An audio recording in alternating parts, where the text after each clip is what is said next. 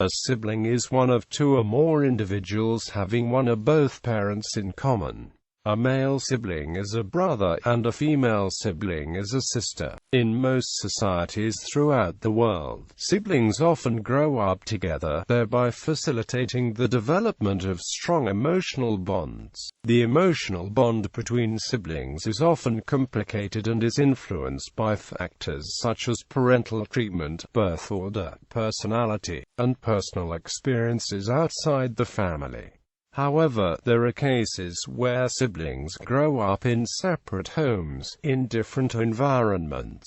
It is known that both nature and nurture figure in development. Researchers are attempting to ascertain just which one plays the larger role. Identical twins share 100% of their DNA. Full siblings are first-degree relatives and, on average, share 50% of their genes out of those that vary among humans. Half-siblings are second-degree relatives and have, on average, a 25% overlap in the human genetic variation types. Full siblings have the same biological parents and are 50% related. Identical twins by definition are 100% related. Twins. There are two types of twins, identical and fraternal. Identical twins have exactly the same genes. Fraternal twins are no more similar than regular siblings. Often, twins with a close relationship will develop a twin language from infanthood, a language only shared and understood between the two. Studies suggest that identical twins appear to display more twin talk than fraternal twins. At about 3 years of age, twin talk usually ends. Researchers were interested in subjects who were in the later years of life. They knew that past studies suggested that genetics played a larger role in one's personality in the earlier years of the life. However, they were curious about whether or not this was true later on in life. They gathered subjects with a mean age of 59, who were included 99 pairs of identical twins and 229 pairs of fraternal twins who were all reared apart. They also gathered twins who were reared together, 160 pairs of identical twins and 212 pairs of fraternal twins. They studied the most heritable traits in regard to personality, which are emotionality, activity level and sociability, also known as EAS. This study found that identical twins resembled each other twice as much as fraternal twins, due to genetic factors. Furthermore, environment influences personality substantially. However, it has little to do with whether they are reared together or apart. This study also suggests that heritability is substantial, but not as substantial as for younger subjects. It has less significance later on in life. Half-half siblings are people who share one parent but not both. They may share the same mother but different fathers, or they may have the same father but different mothers. They share only one parent instead of two, as full siblings do, and are on average 25% related. Theoretically, there is a chance that they might not share genes. This is very rare and is due to there being a smaller possibility of inheriting the same chromosomes from the shared parent. Half-siblings can have a wide variety of interpersonal relationships, from a bond as close as any full siblings, to total strangers. In law, half-siblings have often been accorded treatment unequal to that of full siblings. Old English common law at one time incorporated inequalities into the laws of intestate succession, with half-siblings taking only half as much property of their intestate siblings as states as siblings of full blood. Unequal treatment of this type has been wholly abolished in England but still exists in the U.S. state of Florida. Three-quarter siblings have one common parent, while their unshared parents have a mean consanguinity of 50%. This means the unshared parents are either siblings of parent and child. Three-quarter siblings share more genes than half-siblings, but fewer than full siblings. Horizontal. In this case, the unshared parents are full siblings. Furthermore, the three-quarter siblings are also first cousins. An example of this is Charles Lindbergh's children with his mistress Bridget Hessheimer, and his children with her sister, Marietta Hessheimer. A more recent example relates to Jermaine and Randy Jackson, of the Jackson Five, who have both fathered children with Alejandra Genevieve Oaziaza. Another example is Sultan bin Zayd bin Sultan Al Nahyan and Khalifa bin Zayd Al Nahyan, who share Zayd bin Sultan Al Nahyan as the father, but the mothers are sisters. In the case where the unshared parents are identical twins, the children share as much genetic material as full siblings do. See also Deceased Wife's Sisters Marriage Act 1907. Vertical. In this case, a woman has children with two men who are father and son, or a man has children with two women who are mother and daughter. These children will be three-quarter siblings. Furthermore, the two offspring will have an aunt, uncle, nephew, niece relation. An historical example of this is actress Gloria Graham. She bore children with her second husband Nicholas Ray, and her fourth husband Anthony Ray, who was Nicholas Ray's son by another marriage. Step-step siblings are the children of one's step-parent from a previous relationship.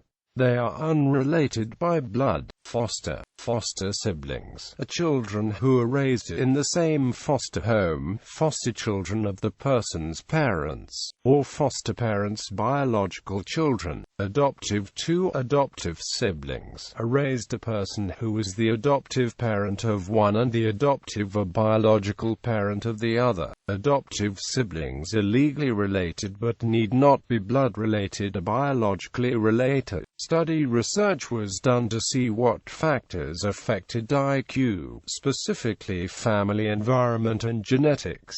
Siegel was interested in siblings of no biological relations. He found that intellect and behavior is associated with rearing situations. Rearing situation refers to being raised apart in opposite environments, so that could be high versus low socioeconomic status. Unrelated siblings that are reared together from infancy showed results that resemble those of dizygotic twins. This could be because, despite genetic differences and different personalities and behaviors, they are still raised in the same environment. The study suggests that IQ and rearing status did, in fact, have a significant relationship. That is to say that biological siblings had higher mean scores as compared to unrelated siblings. Age was also a factor that affected the siblings' resemblance in IQ. At about age 3, they become dissimilar as they begin to follow their genetic growth curve, the family environment having less and less of an effect as they grow.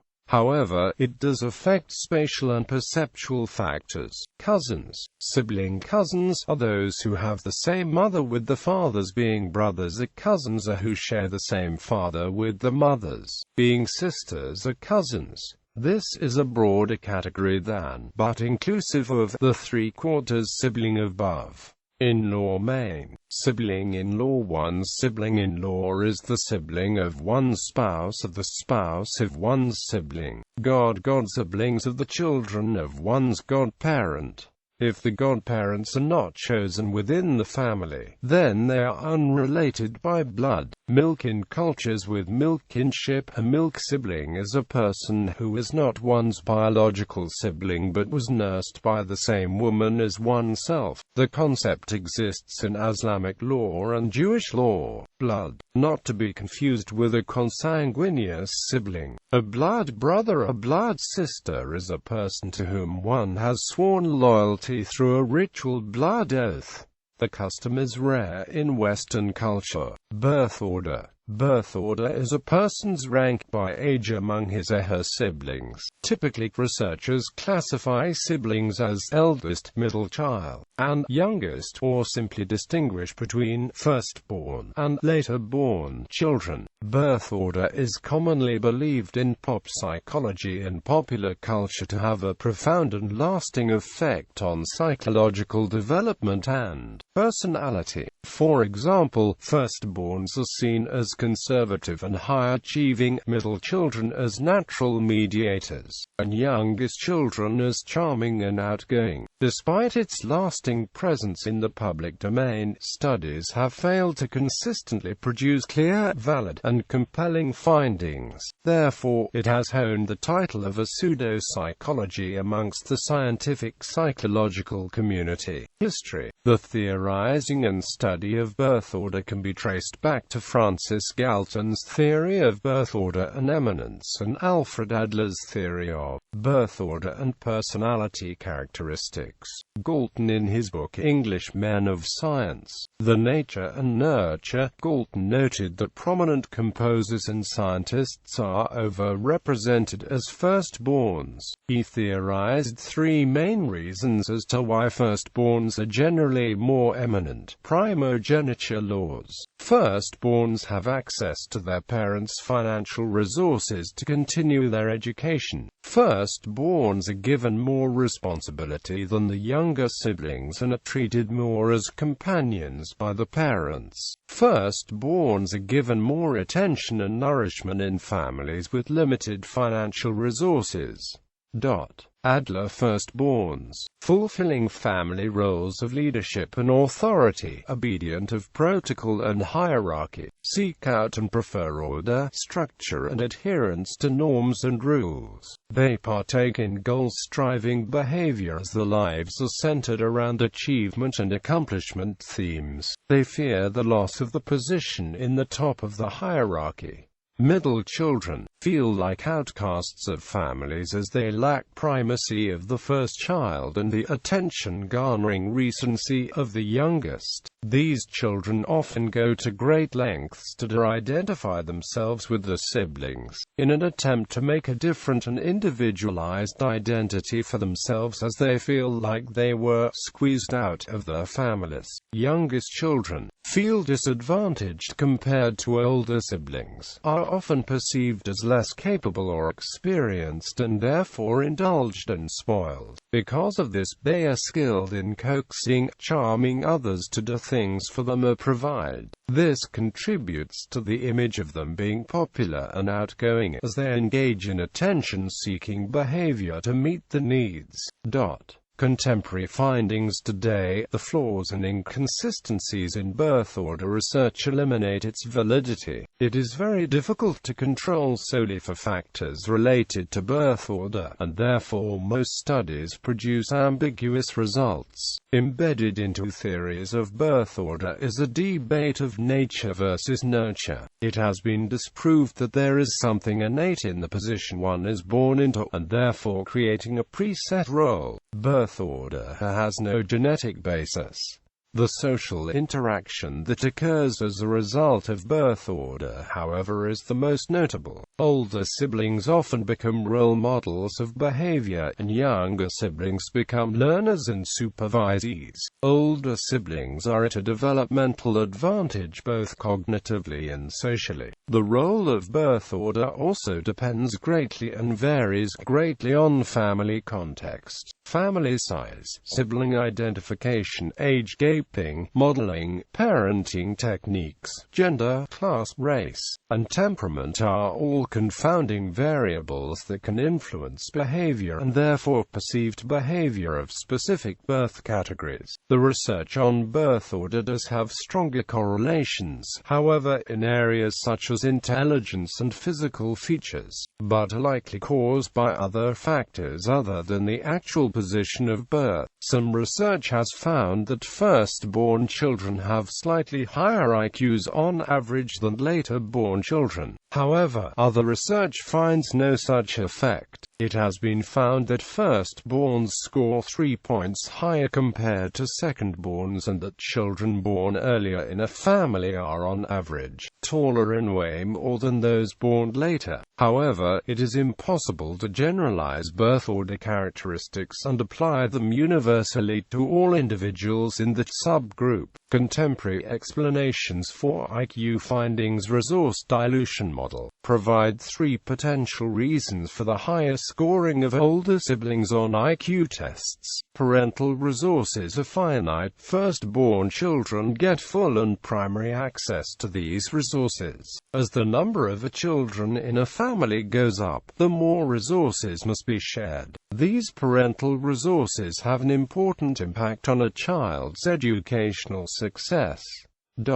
Confluence model. Robert Zajonc proposed that the intellectual environment within a family is ever-changing due to three factors, and therefore more permissive of firstborn children's intellectual advancement. Firstborns do not need to share parental attention and have the parents' complete absorption. More siblings in the family limit the attention devoted to each of them. Firstborns are exposed to more adult language. Laterborns are exposed to less mature speech of their older siblings. Firstborns and older siblings must answer questions and explain things to younger siblings, acting as tutors. This advances the cognitive processing of information and language skills.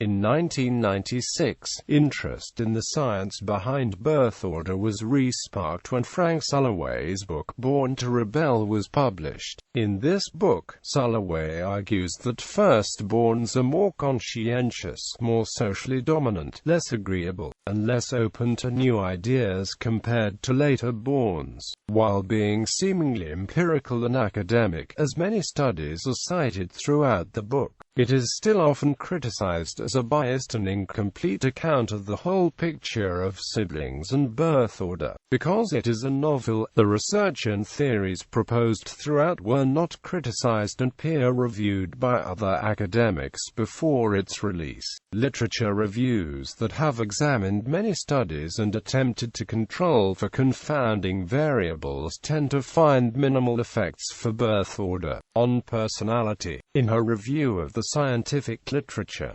Judith Rich Harris suggests that birth order effects may exist within the context of the family of origin, but that they are not enduring aspects of personality. In practice, systematic birth order research is a challenge because it is difficult to control for all of the variables that are statistically related to birth order. For example, large families are generally lower in socioeconomic status than small families, so thirdborn children are more likely than firstborn children to come from poorer families. Spacing of children, parenting style, and gender are additional variables to consider.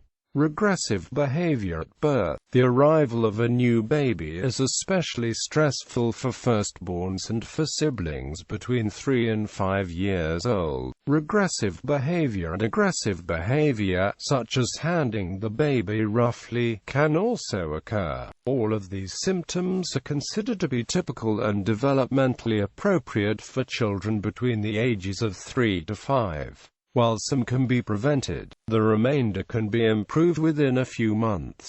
Regressive behavior may include demand for a bottle, thumb-sucking, requests to wear diapers, or requests to carry a security blanket. Regressive behaviors of the child's way of demanding the parent's love and attention. The American Academy of Pediatrics suggests that instead of protesting at telling children to act their age, parents should simply grant the requests without becoming upset. The affected children will soon return to the normal routine when they realize that they now have just as important a place in the family as the new sibling. Most of the behaviors can be improved within a few months. The University of Michigan Health System advises that most occurrences of regressive behavior are mild and to be expected. However, it recommends parents to contact a pediatrician or child psychologist if the older child tries to hurt the baby. If regressive behavior does not improve within 2 or 3 months, or if the parents have other questions or concerns.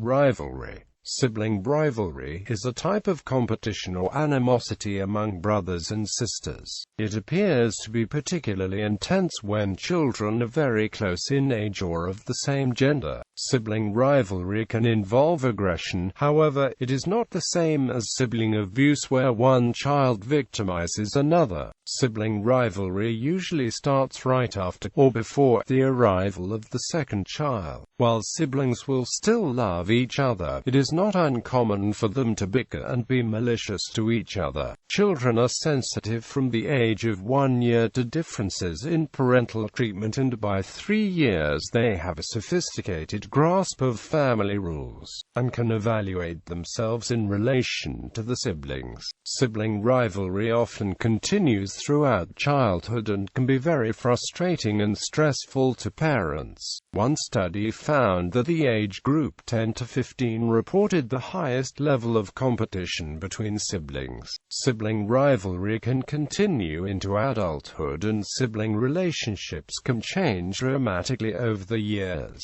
Approximately 1/3 of adults describe the relationship with siblings as rivalrous or distant. However, rivalry often lessens over time, and at least 80% of siblings over age 60 enjoy close ties. Each child in a family competes to define who they are as persons and want to show that they are separate from the siblings. Sibling rivalry increases when children feel they are getting unequal amounts of the parents' attention, where there is stress in the parents' and children's lives, and where fighting is accepted by the family as a way to resolve conflicts. Sigmund Freud saw the sibling relationship as an extension of the Oedipus complex, where brothers were in competition for the mother's attention and sisters for the father's. Evolutionary psychologists explain sibling rivalry in terms of parental investment and kin selection. A parent is inclined to spread resources equally among all children in the family, but a child wants most of the resources for him or herself.